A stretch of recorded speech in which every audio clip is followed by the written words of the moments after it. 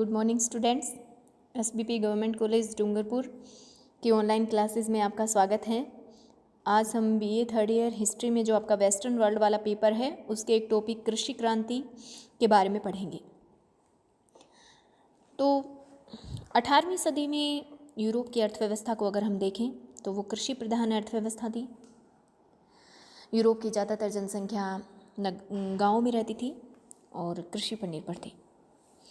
कृषि से जो उत्पादन होता था उन पर ही उनके उद्योग आधारित थे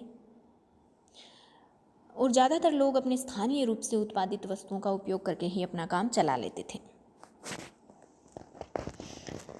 अब यूरोप में कृषि व्यवस्था देखें तो 3 भाग कर सकते हैं हम।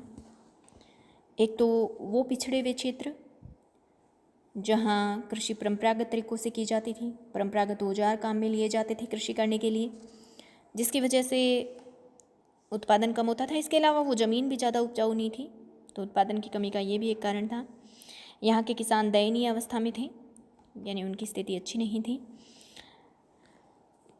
इसमें जो क्षेत्र आते थे वो थे पूर्वी यूरोप, स्पेन का दक्षिणी क्षेत्र, इटली का जो टस्कनी प्रदेश था उससे दक्षिण की ओर का भाग।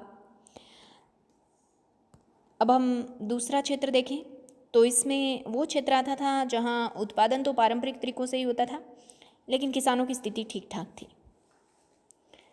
इसमें फ्रांस, जर्मनी का पश्चिमी व मध्य भाग, उत्तरी इटली व उत्तरी स्पेन का क्षेत्र आता था। तीसरा क्षेत्र कृषि की दृष्टि से प्रगतिशील क्षेत्र था, जैसे नीदरलैंड, इंग्लैंड, स्कॉटलैंड व फ्रांस के कुछ क्षेत्र इसमें आते थे। तो हम कह सकते हैं कि यूरोप की जो अर्थव्यवस्था थी वो कृषि प्रधान थी। यूरोप की ज़्यादातर जनसंख्या ग्रामों में रहती थी। यहाँ के जितने भी उद्योग थे वो कृषि पर निर्भर थे और 3 तरह के क्षेत्रों में बांटा है हमने यूरोप को कृषि के आधार पे। वे पिछड़े क्षेत्र जहाँ परंपरागत तरीक़ों से कृषि होती थी और उत्पादन भी कम होता था। इसमें पूर्वी यूरोप, इटली का कुछ भाग, स्पेन का दक्षिणी क्षेत्र आते थे। वे क्षेत्र जहाँ उत्पादन तो परंपरागत तरीक़ों से होता था पर किसानों की स्थिति अच्छी थी। फ्रांस, जर्मनी, उत्तरी इटली, उत्तरी स्पेन। वे क्षेत्र जो कृषि की दृष्टि से प्रगतिशील थे, जैसे नीदरलैंड, इंग्लैंड, स्कॉटलैंड व फ्रांस के कुछ क्षेत्र इसमें आते थे। फिर उसके बाद हम बात करते हैं कृषि के क्षेत्र में विकास के बारे में। यानी जब इंग्लैंड में औद्योगिक क्रांति हुई तो कारखानों की संख्या बढ़ी, शहरों में जनसंख्या भी बढ़ी। शहरों में जनसंख्या बढ़ने से कृषि के उत्पादों की मांग बढ़ने लगी, अनाज की मांग बढ़ने लगी। उद्योगों में जो कृषिजन्य उत्पाद काम आते थे उनकी मांग बढ़ने लगी। तो अब पूंजीपति लोग कृषि में ज़्यादा से ज़्यादा पूंजी लगाने की बात सोचने लगे ताकि उससे लाभ उठाया जा सके। उत्पादन बढ़ाने के लिए खेती भी अब वैज्ञानिक तरीक़ों से की जाने लगी। जो धनी किसान थे वो कृषि में नए नए प्रयोग करने लग गए।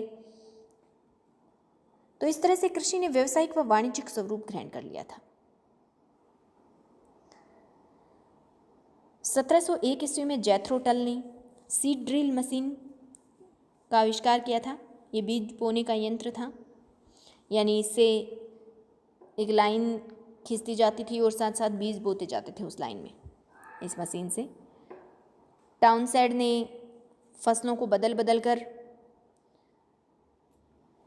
बोने के लाभ समझाए थे, कहा था कि इससे ज़मीन की उर्वरता नष्ट नहीं होती। रॉबर्ट बैकवेल ने पशुओं की नस्ल सुधार का काम किया था 1760 ईस्वी में। 1840 ईस्वी में जस्टिस वॉन लिविंग नामक एक जर्मनी के केमिस्ट ने, रसायन शास्त्री ने कहा था कि पौधों को पोटास, नाइट्रोजन और फास्फोरस की ज़रूरत होती है और ये अगर हम मिट्टी में मिला दें तो मिट्टी की उर्वरता इससे बढ़ जाती है। तो धीरे धीरे व्यापारिक खादों की पैदावार में बढ़ाने में काम में लिया जाने लगा व्यापारिक खादों को। 1834 ईस्वी में साइरस मैककॉर्मिक ने फसल काटने की मशीन का आविष्कार किया। फ्रांस के लुई पास्चर ने मक्खन व पनीर बनाने के कार्य किए। अमेरिका के जॉर्ज वाशिंगटन आर्थर ने अपनी कई प्रयोगों खोजों के बाद ये बताया कि मीठे आलू से 100 से भी ज़्यादा प्रकार की वस्तुएं बनाई जा सकती हैं। इंग्लैंड के आर्थर यंग ने नई खेती का प्रचार किया था। उसने कहा था कि छोटे छोटे खेतों को मिलाकर बड़े कृषि फार्म बनाने चाहिए, इससे कृषि उत्पादन बढ़ता है। इसके अलावा एक कृषि बोर्ड गठन करने का सुझाव भी आर्थर यंग ने दिया था सरकार को। तो इंग्लैंड में कृषि क्षेत्र में जो ये नए आविष्कार हुए, इससे पैदावार काफ़ी बढ़ी, पर छोटे किसानों को इससे हानि हुई, क्योंकि बड़े फार्म बनाने के चक्कर में उन्हें अपने खेत बेचने पड़े और वो गांव छोड़ के शहरों में चले गए मजदूरी करने के लिए। पर जो जमींदार थे, अमीर किसान थे, उसको इससे बहुत ज़्यादा लाभ हुआ, क्योंकि उनकी भूमि और पैदावार काफ़ी बढ़ गई थी।